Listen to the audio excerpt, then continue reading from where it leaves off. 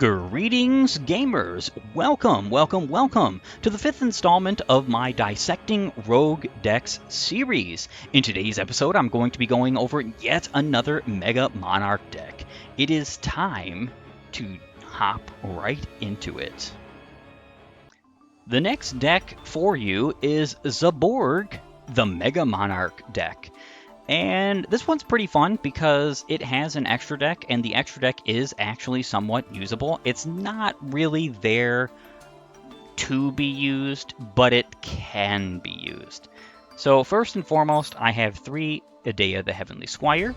I have 2 Mithra, the Thunder Vassal, which is actually extremely important for supporting Zaborg because it can allow you to get off more of the Zaborg effect, though that's not necessarily so important. What it does allow is to make sure that I give my opponent a kaiju. Absolutely necessary that I give my opponent a kaiju, whether I go first or go second. And the reason why is because of Zaborg's effect. I'm going to get to that. I have 3 Idea, or Eidos, the Underworld Squire. I have 2 Zaborg, the Thunder Monarch, so if this card is tribute summoned, target 1 monster on the field, destroy that target. I have 1 Kiraz. I have 3 Zaborg, the Mega Monarch. So when he targets and destroys 1 monster on the field that is light, then both players send a number of cards to the level of that monster from the deck to the graveyard. So why that's important is because Zaborg is a level 8. However, Thunder King, the Lightning Strike Kaiju, is a level 9. And more importantly, Jizukuru, the Star Destroying Kaiju, is a level 10. Which means I could potentially make my opponent send 10 cards to the grave from his extra deck. And if I tributed Zaborg over a light monster, I get to choose what cards he sends to the grave, which is pretty phenomenal. I do have 2 Elder Entities, 2 Fossil Warrior Skull Knights, 2 Fossil Machine Skull Wagon. I have 3 Herald of the Arclight, 1 Wind Pegasus, whatever you want to pronounce that, and then I have Psy Frame Lord Omega. Those are all the cards I would like to throw away into the grave. I do have more than the allotted or needed amount, 2, 4, 6, and then 9, 10, 11. The reason why this is just because there's going to be times where I might not need to send all of my Herald of the Arclight. Hilariously. So I have 1 Ether, 1 Erebus, as I said, 2 Thunder King, 2 Jizukuru. I have 1 Ruin, the Supreme Queen of Oblivion. It's funny because Ruin and Demise is one of my all-time favorite archetypes. It's definitely my favorite ritual summoned archetype. And I have to talk about their big boss monsters here before I even get to the episode talking about that archetype specifically, which is both funny and interesting. So you can ritual summon this card with Cycle of the World. This card's name becomes Ruin, Queen of Oblivion, while in the hand or on the field. While this ritual summon card is on the field, ritual monsters you control cannot be destroyed by card effects. If all monsters used to ritual summon this card were ritual monsters, it can make a second attack during each battle phase. If this card destroys an opponent's monster by battle, you can inflict damage to your opponent equal to that destroyed monster's original attack. So I have 2. I have Ruin, the Supreme Queen, and I have Demise, the Supreme King of Oblivion. They're both level 10.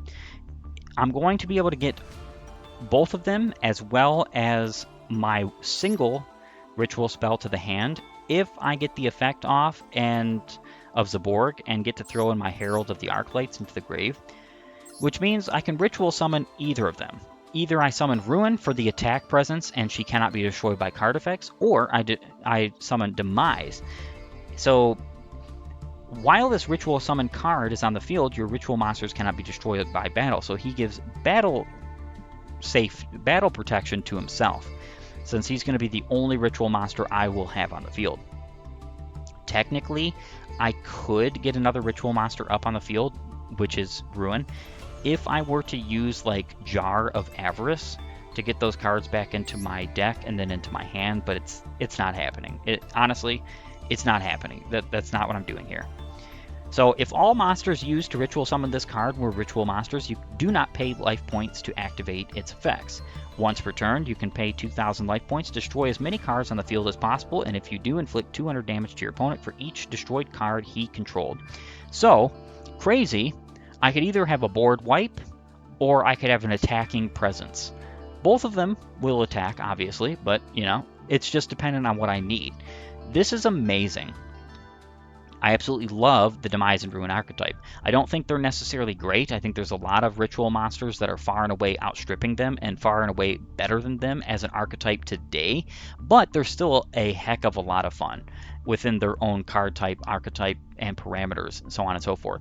But Zaborg can use them because he can just demolish the extra deck and get these two on the field, either one. And that's pretty cool because then you can use some rituals in this deck. This is one of the reasons why I love Zaborg, and one of the reasons why I think this is probably my favorite of the Mega Monarch decks. I have 1 Foolish Burial, 1 Reinforcements, 1 Pot of Avarice, 3 Tenacity, 3 Pantheism, 2 Interrupted Kaiju Slumber, 1 Foolish Burial Goods, 3 Restoration of the Monarchs, 1 End of the World, which is the ritual spell for Ruin and Demise, 1 March of the Monarchs, 1 Return of the Monarchs, 3 The Monarchs Storm Forth, 1 The Monarchs Awaken, 1 Jar of Avarice, 1 Escalation of the Monarchs, and 2 The Prime Monarchs. And that's pretty much the whole of this deck. A lot of these decks run with similar concepts. They just want to, you know, use the Monarch engine to get all their cards onto the field, to draw a bunch, to tribute a bunch, so on and so forth. The old school funness of Yu-Gi-Oh comes out with these decks and these archetypes, and I just love it. Now, of course, I do have some new cards in this extra deck. Not only do I have Herald of the Arclight, which, if this card is sent to the graveyard, you can add 1 ritual monster or 1 ritual spell from your deck to your hand. This is not once per turn, so you can send all 3, and you can get all 3 of the ritual spells and monsters that I have in this deck to my hand. But then I also have Chimeratech Fortress Dragon and Chimeratech Mega Fleet Dragon. So Fortress Dragon says Cyber Dragon plus 1+ machine monster. Cannot be used as fusion material, blah blah blah. Must first be special summoned from your extra deck by sending the above cards from either field to the graveyard. The original attack of this card becomes 1,000 times the number of materials used for its special summon. This is never, ever gonna be used in this deck. It's hard to have to say that, and that's absolutely the case, but it's never gonna be used. And the reason why is because most people don't necessarily use Cyber Dragons, but it does come up every once in a while. I just have it because I have Cyber Dragons. I have a Cyber Dragon deck. It's more a Cyber Dark deck, but because I have these cards in that deck and I needed spots for my extra deck, I just decided to throw them in there. There could be other cards that would be better off for this, but in either way, I think this is fine. Now, Chimeratech Mega Fleet Dragon is the same concept, but it's 1 Cyber Dragon monster plus 1+ monster in the extra monster zone. So this would allow me to take one of my opponent's Cyber Dragons, as well as one of my opponent's monsters in the extra zone. So I'm going to throw it out there. If you really wanted to use these 2 cards in this deck more efficiently, you'd probably throw in 3 of the original Cyber Dragon. And the reason why you would do that is because Cyber Dragon can be special summoned to your hand when your opponent controls a monster, but you do not. So that could be an extender for you to tribute summon over regardless. And this would just allow you to steal your opponent's stuff. I'm not doing that because, again, this is not really supposed to be a meta deck or all about Cyber Dragons. These are just here just in case, just for the fun of it, so on and so forth. Or discard fodder in case I need to throw them away. Then I have Chaos Angel, so 1+1 non-tuner light or dark monsters. For this card's ritual summon, you can treat 1 light or dark monster you control as a tuner. So there's a lot of different ways to summon this in this deck. I could summon this with Eidos and Zaborg on the field, or I could summon this with Idea and Thunder King on the field. The problem is if I use the effects of these, it's not happening the turn that I use the effects. So it's not realistic. It's not really going to happen. It's not something I'm planning on doing, but it is there in case I want to do it. And then I have Underworld Goddess. She's basically a different form of kaiju, but in Link form. Also not really going to take effect because I would need to have 4 monsters on the field plus my opponent's 5th. That's not happening, right? It's just not happening. It could. I do have enough cards in this deck that I could potentially get that on the field. She's just there. These cards are just there for the just in case it happens moment. And realistically speaking, I think better cards for this deck's extra deck that would be usable in this deck would be something like Blackluster Soldier, Soldier of Chaos, maybe like IP, Little Knight, so on and so forth. There is some potential for like Link Karibo. Again, I'm not using this extra deck for the purpose of an extra deck. But that's the demonstration or the showcase of my deck. Let's get into the demonstration of the battle and the use of the deck. Of course, as with every other Mega Monarch deck, going second is the rule. So that's exactly what I'm going to do here. The deck that I'm facing is a curated deck. It is in solo in the second SP challenges, and you're going to notice what it is if and when my opponent does get to summon a monster. So crazy, I actually kind of could have a way to get out the effect here.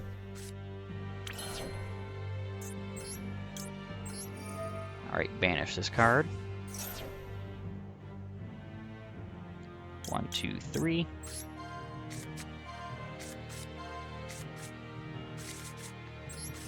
Tenacity. I'm going to use Tenacity, reveal Zaborg, grab another Pantheism.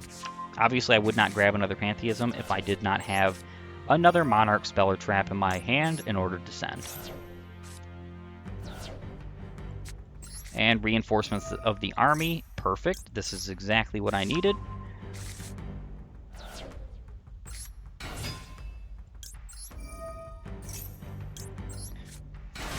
Eidos on the field. I'm going to give my opponent Thunder King, the Lightning Strike Kaiju, and then I am going to summon Zaborg and destroy my opponent's Thunder King, whilst also chaining this effect so that I can put a Pantheism back in my hand.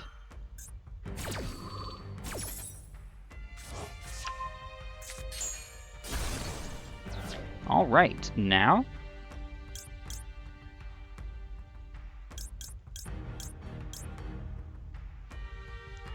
let's see, I'm going to go ahead and put one of each of these in the grave. And you have to be careful what you put in the grave. Sometimes it can be extremely beneficial for your opponent to have certain cards in the grave.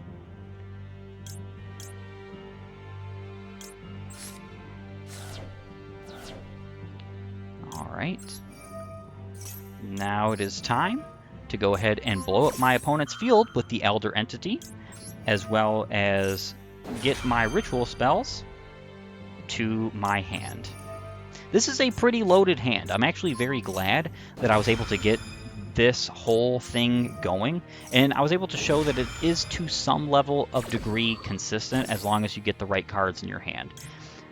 I.e., you get a Zaborg, you get something that can get you in a Dea, and you have a not a Monarch, a Kaiju. And then right here, I'm going to be able to summon Ruin. So I would never, in this instance, summon Demise, because Ruin is just infinitely better in this case. And you're going to see exactly why that is. When she's summoned over a Ritual Monster as her only material, Ritual Monsters as her only material, I could even go ahead and use Pot of Avarice. This is realistically entirely not useful.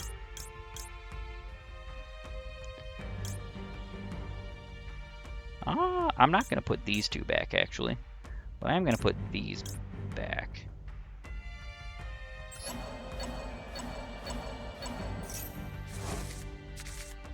And I got to draw 2, which is very nice.